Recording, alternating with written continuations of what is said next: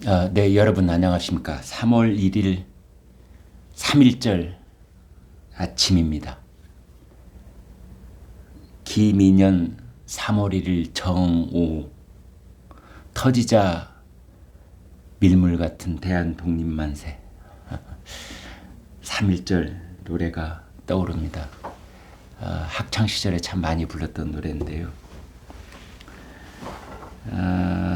이제 드디어 3월이 됐고 온 산하의 봄 기운이 완연해지기 시작했는데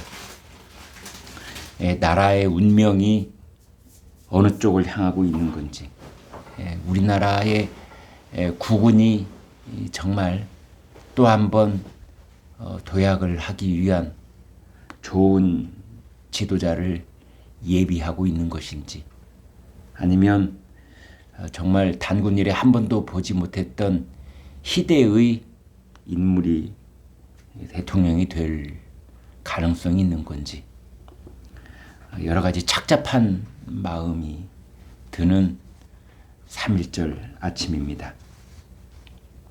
한 가지 특이한 것은 저도 깜짝 놀랐는데요. 안철수 후보가 일요일 월요일 전라도 지역을 유세를 하고 전라남도 갔다가 전라북도 쪽으로 이동을 했는데, 여러분 놀라지 마십시오. 안철수 후보가 자신의 입으로 단 한 번도 정권 교체라는 말을 하지 않았습니다. 안철수 입에서 갑자기 정권 교체라는 말이 사라진 겁니다.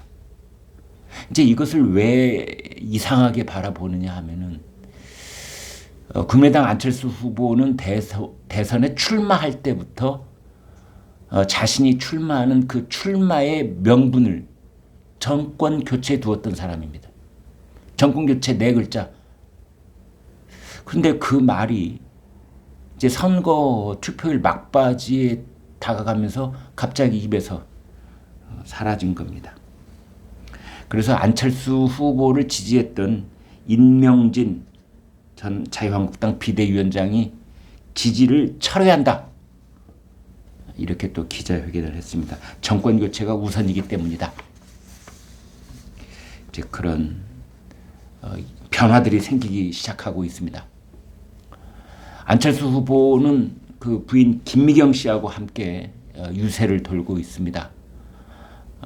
세간에 알려지기를 부인 김미경 씨는 그 안철수 후보의 단일화를 가장 강력하게 반대하고 있는 인물이고, 안철수 후보의 귀를 가장 꽉 붙잡고 있는 사람이다, 뭐 이렇게 알려져 있습니다. 그래서 이제 안철수의 입에서 정권 교체라는 말이 사라진 이유가 뭐냐? 뭐 다양한 분석들이 있습니다만 일치된 의견은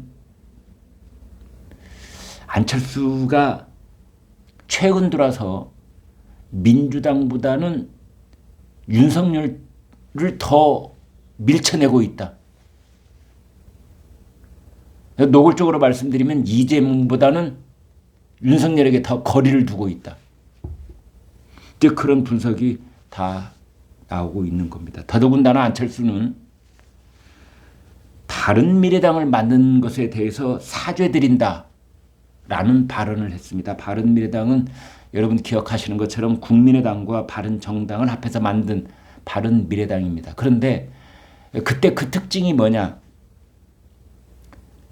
안철수, 정치인 안철수가 좌파 정당에서 우파 정당으로 옮아오는 계기가 바로 바른미래당이었습니다. 그러니까 새정치민주연합 공동대표 김한길과 함께 했던 그 시절부터 이제 보수당으로 넘어오는 계기가 바로 바른미래당을 만들 때였는데, 그걸 사죄드린다고 했습니다. 사죄드린다. 물론 전라도 땅을 밟고 있으면서 뭐 그런 사정을 감안해서 그런 얘기를 했으리라는 뭐 그런 감안을 해줄 수도 있겠습니다만은, 그러나 그것도 정도 문제지요. 마치 자신이 개과천선을 한 것처럼 자신의 정치적 과오를 반성하는 것처럼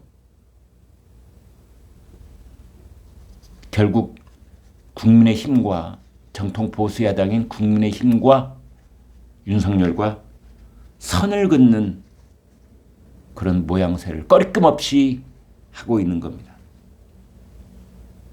더더군다나 안철수는 윤석열에게 막말에 가까운 얘기를 하고 있습니다. 이렇게 말했습니다. 무능한 후보를 뽑아서 그 사람이 당선된다면 1년 지나면 그 손가락을 자르고 싶을 것이다. 이게 무슨 말입니까? 이게 무슨 말입니까? 이 무능, 유능 이것은 이재명이 끈질기게 작동시키고 있는 프레임입니다. 민주당이 이재명 후보 자신은 유능하고 윤석열 후보는 무능하다. 이제 이걸 만들어가지고 덮어 씌우는 일을 계속해 왔는데 바로 그 단어 유무능 이 단어를 안철수가 지 입에 올리기 시작한 겁니다. 손가락을 자르고 싶을 것이다. 오, 안철수 후보 이런 말 하고도 무사할까요? 윤석열 찍으면 손가락을 자르고 싶을 것이다. 이거는 사실은 유권자를 향해서 협박하는 겁니다.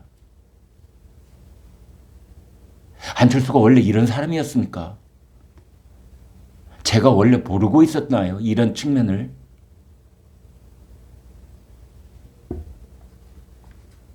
그러자 민주당의 정청래 의원이 안철수의 명연설이다. 명연설이랍니다. 그게.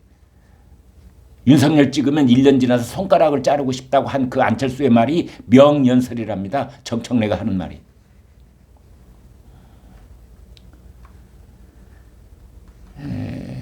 이런 가운데 여러분 아마 그 단톡방 활발하게 하시는 분들은 이미 이런 얘기를 들으셨을 겁니다. 사설 정보지에서 지금 아주 뜨겁게 돌아다니고 있는 말 중에 안철수가 왜 윤석열 후보와 단일화를 결렬시켰냐? 그것은 이재명 후보와 이미 단일화에 합의했기 때문이다.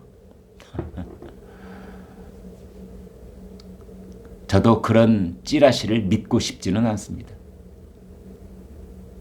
그런데 안철수가 전라도에 가서 하는 말들을 가만히 귀를 기울이면서 살펴보면은 그 찌라시가 정말인가? 이런 의혹이 스물스물 생겨나는 겁니다. 물론 국민의당 선거대책위원회에서는 민주당과 공식 비공식으로 어떠한 논의도 협의도 제안한 검토한 사실이 없다. 허위사실 유포하면 법적 책임을 묻겠다. 그렇게 얘기를 했는데 제가 한 가지 말씀드리고 싶은 것은 국민의당 선거대책위원회 그 관계자들도 안철수 머릿속을 잘 모른다는 점입니다. 안철수 후보는 자기 생각을 자기 측근들하고 공유하지 않습니다. 안철수 후보가 정말 비밀리에 민주당과 어떤 거래를 하더라도 국민의당 선대본부는 선거대책위원회는 모르고 있을 가능성이 있습니다. 저도 확인되지 않은 이야기를 길게 하지는 않겠습니다. 그러나 그 안철수의 입에서 정권 교체라는 말이 사라진 점, 그리고 안철수가 바른미래당을 맡는 것을 사죄해 드린다고 한 것, 그리고 안철수가 윤석열 찍으면 손가락을 자르고 싶을 것이다라고 말하고 있는 점, 그런 점은 이 사람이 혹시 이재명과 무슨 왼쪽 눈 찡긋하는 윙크를 주고받은 것이 아닌가 하는 그런 의혹을 지울 수 없게 만들고 있는 겁니다. 네, 여러분 3월 1일 3.1절 김인현 그때를 돌아보게 만드는 아침입니다. 정말 대한민국이란 나라의 국운이 2022년 이민년을 맞아서 다시 한번 긴 터널을 빠져나가서 상승세를 타게 될 것인지, 아니면 정말 단군 일의 희대의 어떤 인물이 이 나라를 또 맡게 되는 그런 일이 벌어질지.